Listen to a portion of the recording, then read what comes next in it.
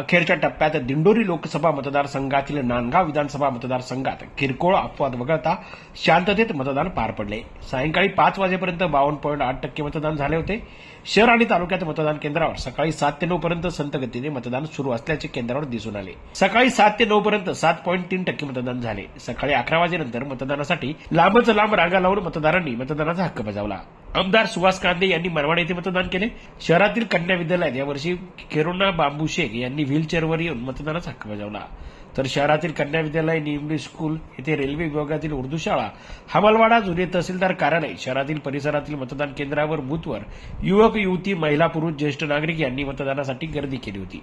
त्यामुळे मतदारांना काहीसे बूथवर मतदानासाठी 10 ते 15 मिनिटांचे तर काही बूथवर अर्ध्या तासावर रांगेत उभे राहावे लागत होते.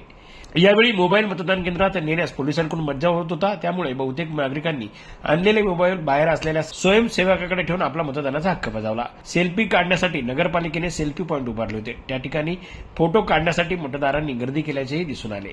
न्यू इंग्लिश स्कूल येथे महिलांसाठी विशेष केंद्र उभारण्यात आले होते. मतदान केंद्र क्रमांक 169, नगरपालिका शाळा क्रमांक 2, हमालवाडा, नांदगाव येथे 10:30 ते 11:30 दरम्यान मशीन बंद पडल्यामुळे मतदान थांबले गेले होते. त्यामुळे नागरिकांना ताटकळत उभे राहावे लागले. शहरातील अनेक मतदान केंद्रावर भर दुपारी रांगा लागल्याचे चित्र पाहायला मिळाले. महिला मतदारांचाही मोठा सहभाग यावेळी दिसून आला. शहरातील मतदान केंद्रावर विविध ठिकाणी निवडणूक प्रशासनाच्या वतीने मंडप आणि पाण्याची व्यवस्था करण्यात आली होती. दरम्यान नांदगाव शहरातील विविध मतदान केंद्रांवर मतदारांची नावे यादीत नसल्याने त्यांना माघारीही परतावे लागले.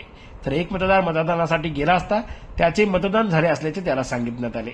जिल्हा प्रशासनाने राबविलेल्या वेगवेगळ्या जनजागृती कार्यक्रमांमुळे नांदगाव मतदारसंघात काही प्रमाणात का होईना मतदानाचा टक्का वाढल्याचे दिसून आले.